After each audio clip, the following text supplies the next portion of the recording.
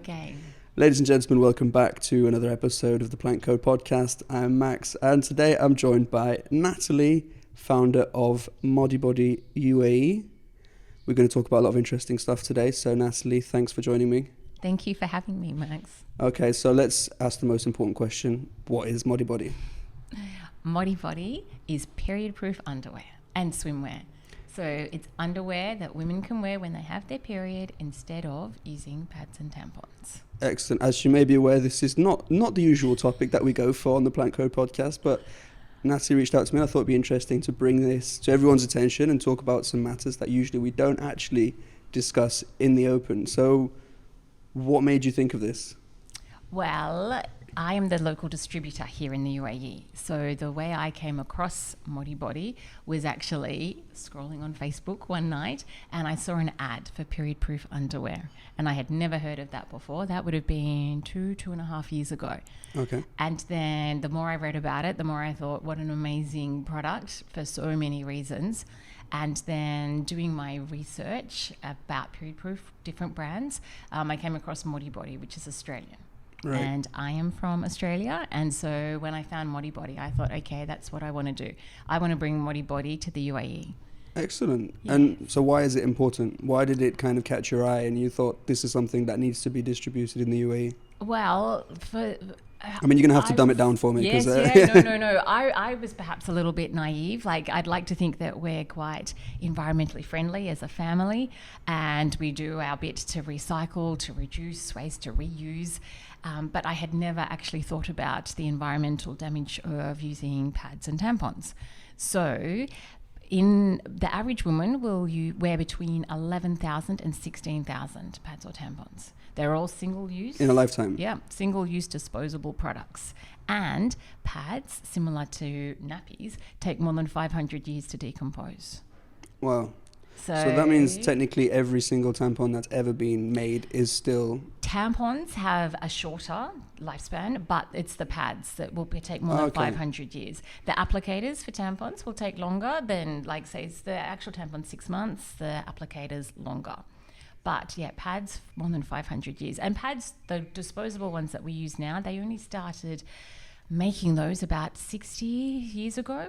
And they were very different back then. Right. So even the first pad that was designed is not going to biodegrade for a very long time. So all these products that we're throwing out, or some are even flushing down the toilet, I mean, they're going to be around for a lot longer than our great-great-great-grandchildren. Wow. So for me, that was the big surprise. That is a very interesting mental image of a mountain. It is. And I had half the population, would be using pads or tampons for a long time in their lifetime. Obviously, you've got the countries where there's period poverty, where they don't have access to pads and tampons, but then that's another problem in itself. But I feel like even when it comes to nappies with babies as well, people are moving towards a more eco-friendly, more sustainable approach as well. The single use seems to be phasing out very slightly, even though it is convenience. And I think that's why a lot of people do stick with it, is because these kind of things, when it's single use, you don't have to look at it, you don't have to clean it, you don't have to wash it, just throw it in the bin and it's no longer your problem. Yes. But then it remains a problem. It's going to, there's the consequences later on. Yeah. So that for me was the biggest thing that I'd sort of discovered about pads and tampons. But then doing further reading, there was just so many reasons why we shouldn't be using pads or tampons. But up until recently, that was pretty much the only choice women thought they had, was pads or tampons. Right. And then more recently, the moon cup. I won't go into too much. No, actually, I've heard a lot about the cup. It's a silicone cup, isn't it, that you can wash? And that's right. Yes. Yeah, my sister's been talking to me a lot about this. Oh, wonderful. You know a lot more than a lot of women. Yeah, so basically it's a cup, isn't it, that you insert and then you can wash it out and clean it. And but is there any fear of, like, I don't know, that becoming like dirty or like infected? Or no, it's really easy to clean. Yeah. You can sterilize it. And it's made of, like, as long as you get like the really good quality, of course, made ones. Yes. Yeah. But now you've got the period-proof underwear, and that's just underwear that you wear, like normal underwear. And all you do after wearing, it's really easy. You just rinse it in cold water till the water runs clear. Pop in the washing basket. Next time you're doing a delicate wash, put it in with the delicates. That sounds very easy. So is it... And I promise the blood doesn't clog up the washing machine. Just have blood-stained laundry. Obviously, that would be terrifying for everyone, I think. So how does it kind of work? Is it the inner layer is like thickened? Or? Yes, yeah. There's a padded gusset where there's 3 layers of material in there. It's patented technology, which I don't even know the exact details about, but 3 layers of material, and it's black, okay? Which is a really good colour when you've got your period. Unlike the pads and tampons, which they are actually bleached white. Why? So because they think women associate white with being hygienic. Ah, okay. So most, including myself, I always thought, well, they're naturally white, but no, they're not. They bleach them. So it's bleach that you're putting in a very sensitive area. Yes, yeah. And the other interesting fact about pads and tampons is they don't have to actually list what materials or ingredients they're using because they're classified as medical devices. Really? Yeah. So if you went and got a packet of pads from the supermarket or in your bathroom, it's not going to actually say what's in there. That's quite worrying, isn't it, if you think about it, about how intimate that product is with you and the contact that it has with you. Because you did mention just a minute ago about the fact that pads and tampons aren't necessarily healthy. Are these the aspects that you were referring to? Yes. So there's lots of chemicals in them, including the bleach. Yeah. And also there's not a lot of information, I think, about... Oh, there is some information about tampons, but it's just that a lot of women either just choose to ignore it or just don't know about it. So you shouldn't be wearing them for longer than, some say 4 hours, some say 8, but then you will still get some women who are sleeping in them. So you would expect that's going to be longer than the 8 hours. And without going into too much information, they're actually made that you shouldn't be using them on your lighter days because they're made to absorb moisture. If there's no blood there to absorb, then they're absorbing the moisture that should stay in that area. Okay. And then that can cause dryness and chafing.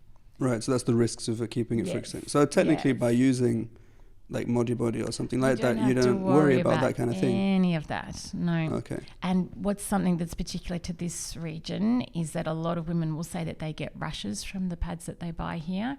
And again, that's just, they're made in different countries to perhaps the ones that they've been using in the UK or Australia or America. And it's cheap and nasty stuff.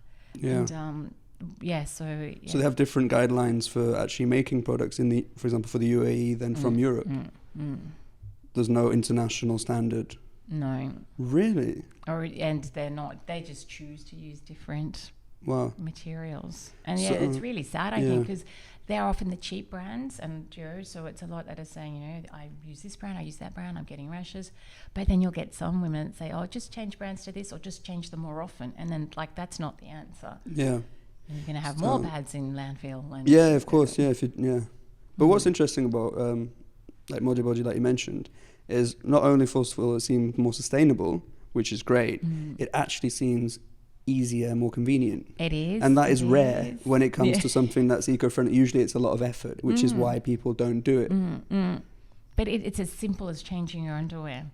Okay. Like, just using a different style of underwear. And there are some women who wear Mahdi body every day just because it's so comfortable. Like, they choose to wear that over the underwear that they've already got. It's just that quick rinse at the end of the day and then just popping in the wash like normal. I mean, I'll put the link obviously to the website and to your Instagram where people can see pictures. And it seems comfortable. Yes. And you have a bikini line. Oh, yes. So, there's loads of different styles. We've got everything from a thong to a classic full brief. So you've gone for the sexy side of it? Well, I was not... I didn't think there would be an interest in the thongs, but there was. And so when the women started asking for them, then I did bring them in from Australia. Obviously, they offer the super light days. But everything from thong to classic full brief and in between, different materials. Most of the range is the organic bamboo cotton. But then we have seam-free. Then we also have active, which is made from merino wool, which we don't, which is... because I saw on your website it does say like you have vegan and non-vegan, so it's wool that's in it's some the of the merino products. wool that makes most of the range non-vegan, but then because of demand and interest, then there was the vegan range that was brought out, and so there is no merino wool in the gusset. That's the only difference. Because it does seem like vegan and eco-friendly does seem to be going hand in hand as the two kind of go towards the same goal of leaving the planet in a better situation than when we got here. That's right. For everyone. Yes. So we mentioned 2.5 years ago, you're scrolling through Facebook. Was it pure opportunity, or were you looking to actually find a solution to this problem originally? I had been looking to do something and Okay. I just didn't know what it was. Back in Australia, I worked full-time up until having children and then part-time afterwards. Then moving here, the first year or so was spent just settling us in, settling the girls in. But I wanted to do something, but I also wanted to do something that allowed me to still be here for the girls, to be involved in school, to help out. And so I thought, well, it has to be my own business. I didn't want to go back to an office job. And also here in the UAE, I think the part-time jobs are more difficult to come across. Yeah. And so I thought, well, I would like to start my own business. I just thought it was a great opportunity. I think the UAE is great for those that do want to start doing something different. And they really push it as well here, don't they, for people to start their own businesses. And obviously the taxes, it's easy to employ people, and there's a lot of incentives for people to get involved in business in the UAE. So you're there, you're thinking, okay, I'm going to start my own business. You found this product. Was it more of a push that it is actually an eco-friendly and sustainable product as well at the same time, and you felt like you were providing something good towards people? Yes, very much. I mean, the feedback from the women here has been amazing. Like I have women saying, thank you for bringing this to the UAE. It's life-changing. There are so many who wanted to do something. And like me, there was a lot that probably had never thought about it, but once you bring it to their attention, then they do want to make the switch. So it's being able to make an impact in a really different way. Like obviously I didn't grow up thinking, I want to sell period-proof underwear, but it's certainly like it ticks so many boxes about being able to help the environment, but as you say, in a way that's actually easy and has lots of other benefits. You're not sacrificing anything. And it's cheaper, it's not even more expensive. So it's an initial investment up front. If you were to buy 5 to 6 pairs, that should be enough to do you through your cycle so that you don't have to use any pads, tampons, panty liners. And even if you were to then update every, say, 2 to 3 years, which is what we recommend, you're still saving thousands of dirhams. You can keep them 2 to 3 years? Yes, as long as you wash them properly, as in don't use fabric softener, don't dry them in the dryer. Again, like things that you wouldn't want to be doing anyway for the environment. 2 to 3 years. So even replacing them every 2 to 3 years, having a number of pairs, you still save thousands of dirhams. Wow. So did you do an estimate of the cost that a woman spends annually on these products? Yes. And how much is it? I'd have to, I did this like 18 months ago when I first started. Yes. I want to say though, like if you were to start using them, like when you first started your period and use them the whole time, you end up, I want to say you save about 8,000 dirhams. So that's the equivalent of about $2,000 US. Yes. Okay. Yes. So like that's a really nice holiday somewhere. That is a big amount of money. I know. Yes. But you don't think about it when you grab a packet or a box as you're walking down the supermarket aisle every couple of weeks. You just don't think about it. Yeah. But if you actually do the sums, and then there are women. So 1 in 3 mums suffer from light bladder leaks, and then that can carry on for a long, long time. So you'll also get the ladies who are wearing panty liners like 7 days a week, or pads not just when it's their period, but for the light bladder leaks. So Mahdi Body's a complete replacement for all of those. Yeah, because it's not just period related. No. So I was looking on your website, it's about pregnancy as well. And the lady who started Mahdi Body, Christy, she is an Australian who was doing the expat thing in Seattle, had 2 children, was out running, trying to get fit again after baby number 2, and had the light bladder leaks, and had just decided that she wasn't going to wear pads and panty liners for the foreseeable future. So she actually started it off as a solution to the light bladder leaks. Okay. But then it became known as the period-proof underwear, and that's what it's, that's what most are buying it for. Yeah, that's what it's really grown into. Yeah, I mean, it seems like obviously it's a topic that we don't talk about. It's even, I don't know, especially no one talks to me about it, like, clearly, apart from my sister. She overshares on everything. But it's something that we don't necessarily talk about, and it is one of the most natural things in the world. That's right. Without it, we couldn't have children. Yeah. So we love to congratulate people on having babies, but no one congratulates anyone on having their period, do they? No. But so Mahdi Body is also very much about, it shouldn't be a taboo subject. It shouldn't be an unmentionable. And so, I mean, the conversations I have with ladies is just amazing. Yeah. Like, they do want to talk about it. Everyone's got a story about when they first started, or something that happened when they were out one day, or, how they're approaching it with their girls. Like, I do really see a big change. Yeah. Because you do direct sale with your clients, don't you? Yes. So you have that interaction with them and you get to talk about these things. I mean, it must be almost therapeutic for people to be able to finally have someone to talk about this issue, about their period pains too, without feeling like, is this awkward? Yes, that's right. And so they can purchase off the website, but there's a lot who will message, call, write, come and visit, come and see me at pop-ups. And it's amazing. And they're looking for a real solution, like for whatever reason that they're wanting to make the switch, whether it be the environment, whether it be just the convenience. Some won't leave the house whilst they have their period for a lot of different reasons. So it's really nice just to meet these women. We share lots of stories. There's always, I'm sorry if it's too much information. It's like, it never is. Yeah. And you're like, so it's really good.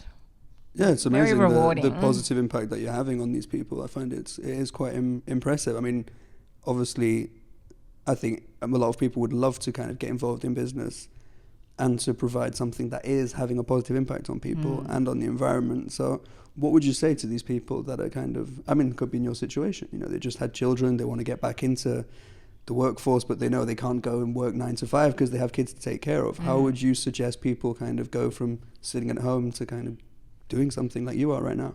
Gosh, it's a journey. And I think there's a lot of mentors out there around business that always say, find something you're passionate about, because it is going to be a lot of hard work. And if you're not passionate about it, you're going to want to give up. Yeah. And those challenges, the challenges that come up are very different to, I think, the ones that you expect that you're going to have. I mean, initially it was like getting a license and a company bank account here in the UAE, and also then finding a credit card provider. Like, that caused lots of angst. Yeah. And you don't even think about those. No, of course not. You just think, okay, here's the product, I need to market it, sell it. But then the whole legal, administrative side around it, that's where all the work is, really, isn't it? For you? Yeah, part of it, yes. Yeah. But so there's just, you really need to focus on the positives. That's sort of what keeps you going. It's finding something that's going to work in with what your priorities are and what you're looking for. I mean, there were so many reasons that I wanted to start working again. One of them was just, for me, it was important to see for the girls to see that I was doing something. And I know that being at home is amazing. It's an amazing opportunity that not everyone has, or that not everyone wants. But for me, it's been lovely. Like, I love being there for drop off and pick up and all the rest of it. But I wanted them to see that I also did something. It wasn't just daddy that goes off to work. And so that's been really nice. When the sales started coming through, they would get excited. It was really lovely. And when people come over, often mums will come with their daughters because they want to see the range. They want to ask questions, check sizes. And like, my girls think like they get a play date every time that there's a girl that's sort of aged 13 and under coming over. And so I see them also picking up some of the skills and things that I'm doing, which is really, really nice. And it creates an awareness for them as well about all of this, and they'll be comfortable to talk to you about it as well. So yes. I think that's great. And so what are your expectations for Mahdi Body in the future? I would love to, ideally, I would love in 5-10 years down the track that women are not using pads or tampons anymore. Period-proof underwear is becoming more readily available. The technology means it's becoming even better than perhaps what it was when they started, say, 5 years ago. That's what I would love. Imagine the impact that has on the environment. You don't have pads and tampons ending up in the oceans, clogging up toilets. It's just terrible. Yeah. But it's something that women have to use. It's been like a women's problem, which is why I don't think there has been a lot of attention put onto it. Yeah, I mean, it's true. I mean, even today, even though we're kind of moving towards more equal rights, we still do live in a very patriarchal society, a male-dominated society. Even though I do think a lot of these issues are now, women are getting a lot more voice and empowered, and there's a lot more women empowered, and there's a lot of positive change that's coming from that. I think we're still very far from that equality and that equal world where, I mean, if this was, it's sad, but I think if this was a man's problem, if men physically suffered from this, I think we would have found a solution for it a lot quicker. But yes. Maybe I'm wrong, but I think it's just the way society focuses. And look at contraception, for example. Contraception is so barbaric in the way that we put women through, taking the pill or whatever. All of the contraception goes through the women, like the implant. Yes. Whereas ultimately, the male reproductive system is so much simpler. So if contraception came from men, I think it would be a lot easier to control. Yes. No, I agree. 100%. Yeah. And I was reading studies about they had found something where it was for men to take a pill instead of women, and it was very effective. But then they didn't see the market taking to it because men wouldn't be willing to become impotent. Yes. So it is a very weird society that we do still live in. But my hope is very much, and it doesn't even have to be that far away, 5-10 years. I think there could be a massive change. But the reason I think that you will get there is because when I asked you, like, what's your plan, you were thinking about the entire world, the environment. You didn't think like, oh, I'd like to, I don't know, sell X amount of these. So. No. And I mean, like, one of the big positives that I've had is just like the women that I meet. I've made friends out of like body customers. That's been wasn't something that I expected. I actually thought that all the sales would just go through the website, which is what they do in Australia. But very early on, there was very much a demand that I want to see it first. I want to ask questions. It's such a new concept for a lot of women to get their head around. And there's a real pattern with purchases. So often they'll buy 1 or 2 pairs, and then 3-4 weeks later they've had a chance to try it. It does work, and then they come back and buy more. That's a good success rate. Yes, it is. Yeah. And it's just, there are some, so it's often the girls, the younger girls, which this is an amazing product for, because then they don't need to worry about it's starting when they're at school, not having anything, leaking, having to go find a nurse, having to sneak a little pad or a tampon to the bathroom so no one sees. They just wear this underwear, and they can wear it every day if they want. If their period comes, great, they don't need to do anything. If it doesn't come, then it just goes in the wash as normal. Yeah. But a lot of them are like, they take to it straight away. Like, they actually say, I'm not going to school tomorrow if I have to wear a pad. It's like a nappy. Right. And then you get some of the women who've been wearing pads and tampons for a long time, whether it be 10, 20 years. Sometimes they think, it takes them a bit longer to make the switch. They might buy a pair, and then like 2 months later, like, they still haven't tried it. Right. But then they do, and then it's like, oh my gosh, okay, it does work. They call them miracle pads. And even in, correct me if I'm wrong, but in some religions they refuse to use tampons as well. That's right, yes. So then you have another... got pads, and particularly in an environment like Dubai where it's so hot most of the time, they just become really uncomfortable. It can stop girls and women like doing sport, going out. And then there's the girls and ladies who have special needs, where it might be a carer that would have been changing them before they started wearing Mahdi body. A lot of the girls just don't like them. For them, they are very much like nappies, so they will just like take them off. They refuse to wear them. And until something like Mahdi body's been around, they didn't have any other options. Yeah. So does your range reach all ages as well? Yes, so we have from size 4, which would fit my 7-year-old, to size 26. Okay. So that's another thing Mahdi Body is really good on. One of the reasons why I wanted to work with them. They really much promote positive body image. Right. So if you do go onto the website, you'll see models of all different shapes and sizes. There's no airbrushing, there's no photoshopping, no nothing. It's all very real. Yeah, it's not the size 0 kind of. No, not at all. So, and that has been wonderful. And now, because I'm so used to it, it's when you see the other airbrushed photos of your women who've probably been the Victoria's Secret eating models much for a very long time and have had lots of work done. It's so refreshing to see like those real women, and I get lots of feedback about that. Women really love seeing those images. Yeah, they're comfortable with that. I mean, it's everyone wants something they can relate to, isn't it? But there's a lot of backlash. I don't know if this is politically correct, we'll have to see. But there's a lot of backlash as well of people promoting plus size in a sense of like, okay, there are big people out there and it's fine for people to be happy to be big, but then should we be promoting borderline obesity? Shouldn't we be promoting people to be healthier? Which is I mean, I'm not saying where I stand on either side of that, but it's something that people do question as well. Like, you're obviously a very healthy person. You work out and exercise. I understand that's not accessible to everyone, and not everyone can be thin. No. A lot of the time it's medical issues. You know, there's a whole raft of reasons why someone might be overweight. But I just think it must be so isolating and depressing, like to never see someone that's in the media that's, you know, that's not above like a size 12. Like that's wrong. I mean, especially social media nowadays. You look at Instagram, you look at Facebook, and everyone's showing, like we mentioned earlier, the highlight reel of their life. Yes. And everyone's at the beach in bikinis, and that's not the reality of the world that we live in. That's not 99.9% of the population. That's and yet, right. where the focus is on that 0.1%. And we're trying to emulate that. So I think we all do have to become more comfortable with, first of all, talking about these subjects, talking about our bodies, talk about what reality is. I mean, like, we're sitting in your living room. This is your house, you know? Yes. We're not trying to put a studio and lights. No, definitely not. Is there anything else you wanna cover? Anything that crossed your mind that you wanted to go back on that feels important to you? I guess about running a business. Yeah.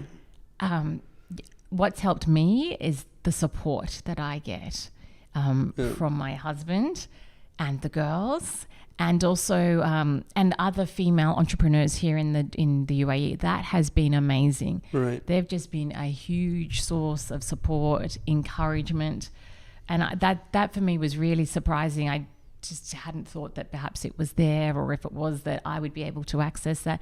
But they've always been too happy to share their experiences, to help me out when I've had a question.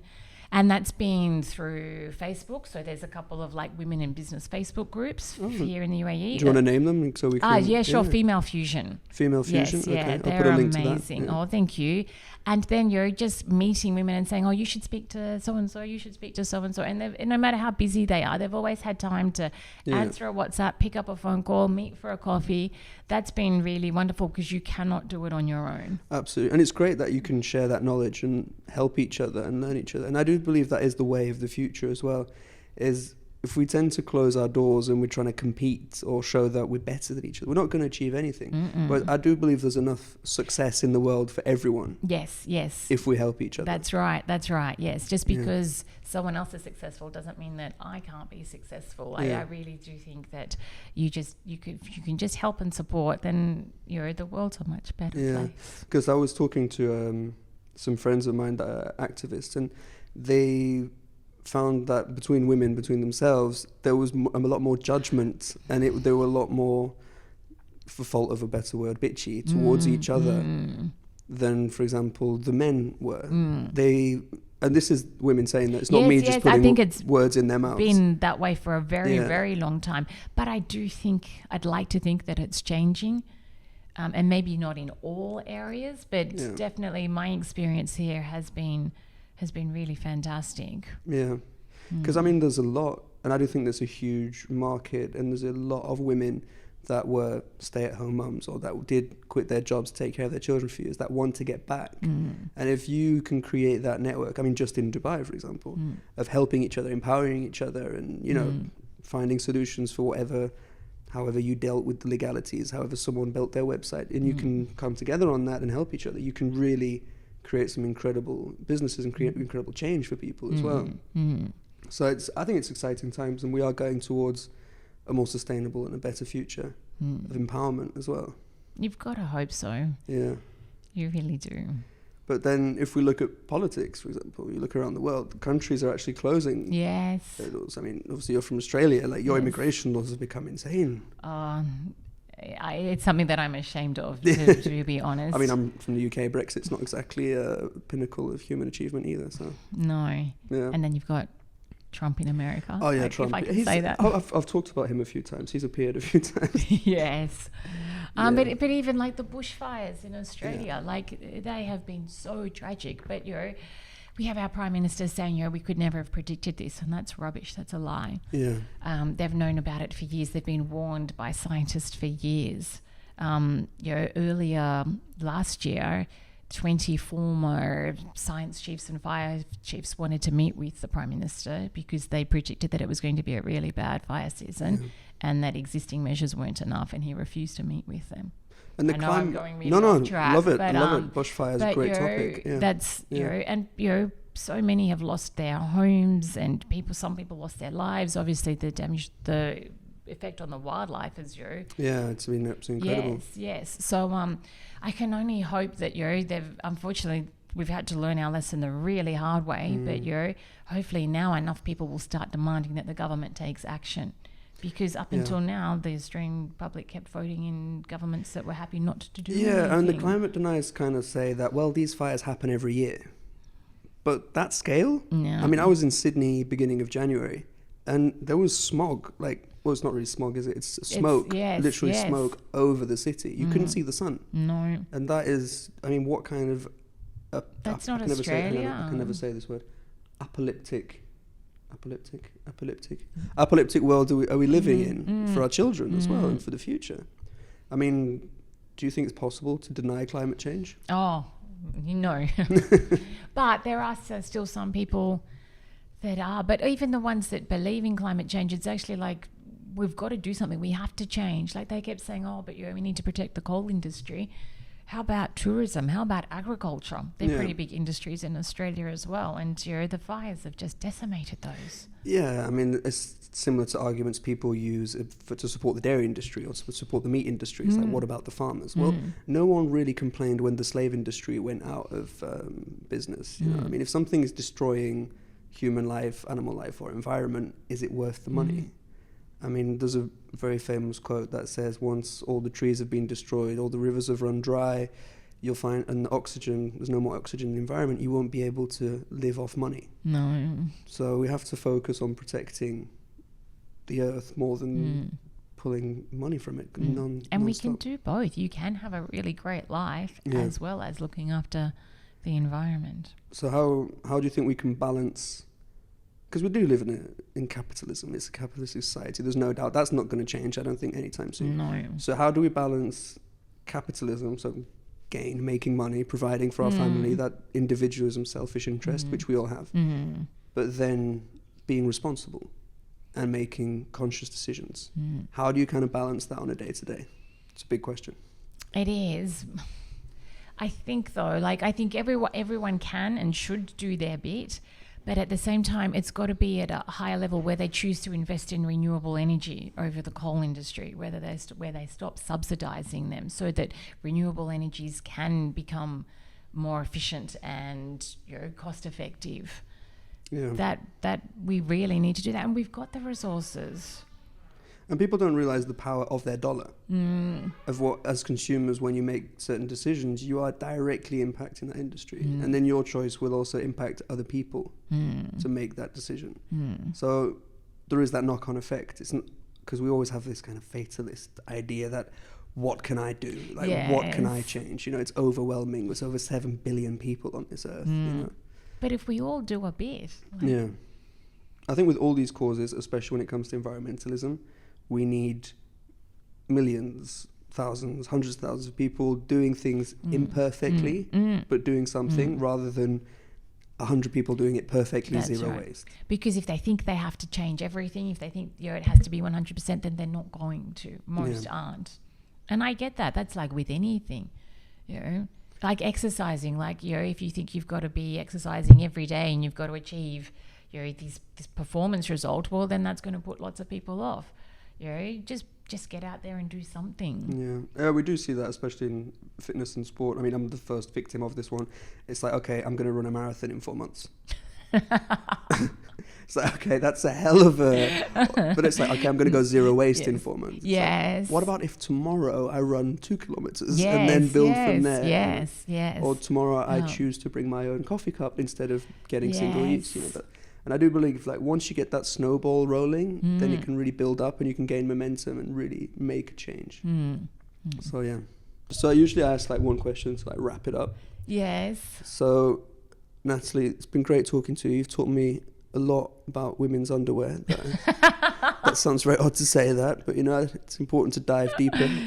That sounds even worse, actually. Thank you for showing an interest, though, and being happy to have me on the podcast so that we can share this information and hopefully more women and even men who are listening can talk to their wives or their sisters or their daughters and say, hey, have you heard about this? Did you know I do hope there are some men that are still listening to this episode and that they gain some value from this episode, because Yes. I do think we all need to, at least have some awareness. I mean, men don't have to become specialists on periods, but at least be aware of the issues that women are facing and to be able to support them as well with that. So on a final note, to wrap this up, I'll ask you one last question. So if you could say, we'll go for a business-minded question. Okay. All right. As, like we mentioned a few times, all of those women that are at home listening to this podcast that might be taking care of their children, they might be, driving their kids to school, or it could be those dads that gave up their jobs as well. I don't want to segregate them. And they want to get back out there. They want to do something, make their kids proud of them, bring some extra revenue to the family. Where would you suggest they start? Find out what it is that's important to you, what interests you. How do you see this business working within your existing lifestyle and circumstances? Be really clear about what you want. Put it out there and it will come. Whether it be someone that you meet, it's a conversation you have, it's something that you see on Facebook, you will then start to see the signs, the opportunities will come up. And then just take it one step at a time. And look at it long term. You're not going to have success overnight. You're not going to get a zillion dirhams in sales after 10 years, let alone after 1 month. You've really got to be in it for the long haul. And I see it as very much a learning experience. It's good for me as a person, to have something that's not reliant on the children or part of the family. I want to have things that are just important to me, something that I'm responsible for. And you never know where it's going to lead. In 10 years' time, I expect I'll be doing something really different. And it might be because I started Mahdi Body in the UAE. I think you touched on something very important, is that you enjoy the process of it. Your end game isn't sell 1 million panties or make $1 million or whatever. No, you're enjoying what miserably if that was my goal. But no, and the skills and the experience I've got, it's never something that I would have thought was going to happen or something that I even said this is what I want. So you've just got to be really open to seeing where it takes you, but also be really focused. And there'll be the times where you think, that's it, I'm not doing it anymore. And then what do you do? Yeah, and then something happens. I get a call or a message saying, I just wanted to say how wonderful the underwear is, or thank you so much for taking the time to talk, or something. And then I think, okay, it is worth sticking at. And, that was just a little bump and I've learnt from that, and, this is what I'm going to do differently. And I was approached just a month ago about a full-time position here in Dubai. Someone found me on LinkedIn. And the salary was really good, and all of a sudden I thought, wow, imagine you just go to a job, you go to an office where it's 8 till 5 or 9 till 5 or whatever, and then you can just finish at the end of the day. Whereas here, it is something that you think about, as you're going to sleep. I do work on it when the girls are in bed, or I'm ducking off here, or I'm driving up to Abu Dhabi at 6 o'clock on a Friday morning. And so I thought, wow, maybe do I go and do that? And then after lots of thinking about it, I thought, no. Having my own business, it does provide me with the flexibility that I'm looking for. I make my own decisions. That was a really good exercise in actually valuing all the benefits of having your own business, as opposed to the challenges, of which there are lots. Any business owners, they'd be lying if they said there wasn't the challenges or the times where they don't feel like just walking away.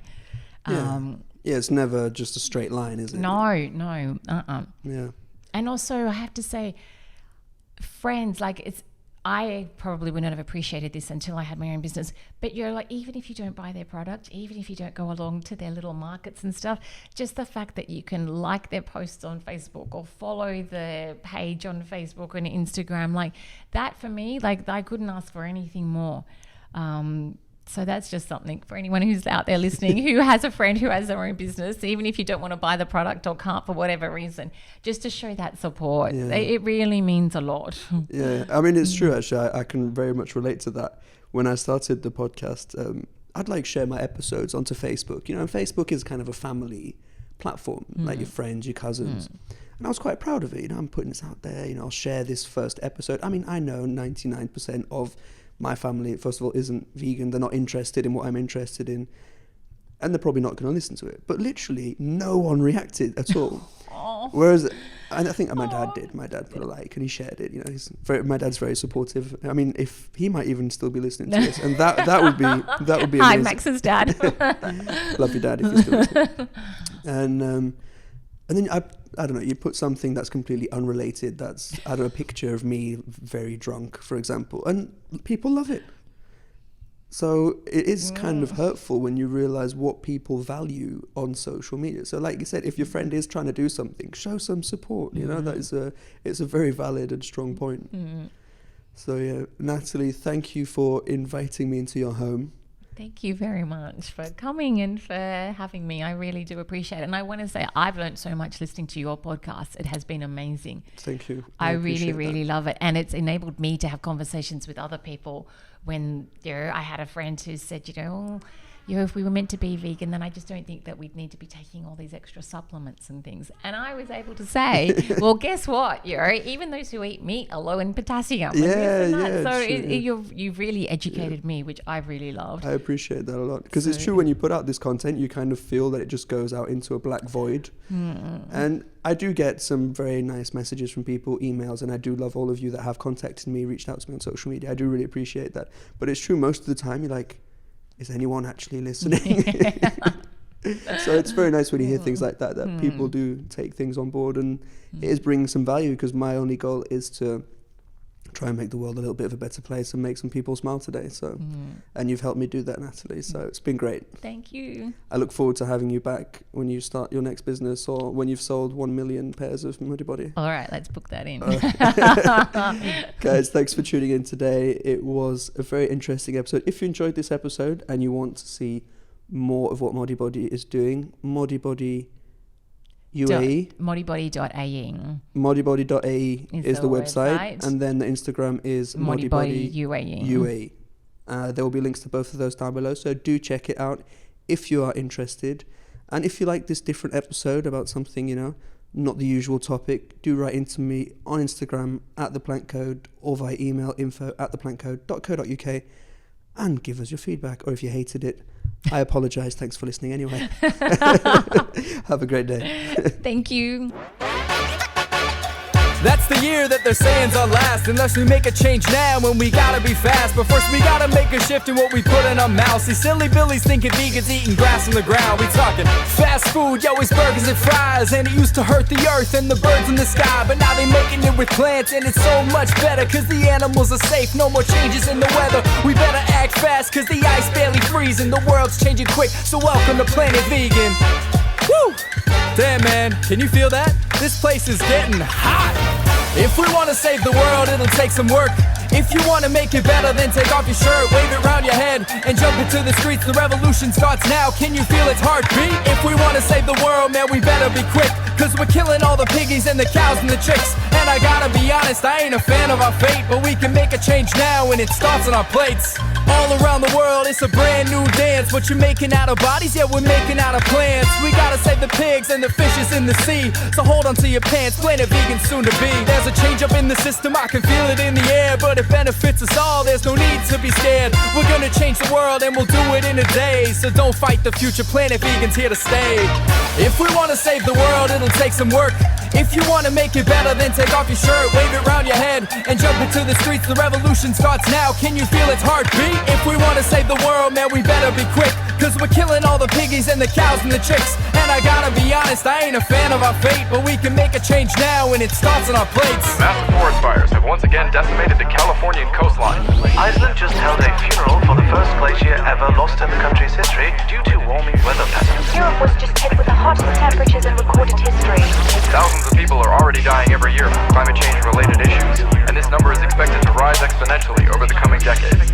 Okay, this apocalyptic nightmare's about to be real. Forest fires, oceans flooding, let it fill you with fear. 1 billion refugees running across the borders in pain, and they're drowning while you're saying you're refusing to change. Slaughterhouses filled with bodies and they're letting out screams, but you're saying it's a lie, that it's only a dream. Let me tell you something, man, the nightmare is real, and you're paying for it daily with your supersized meal.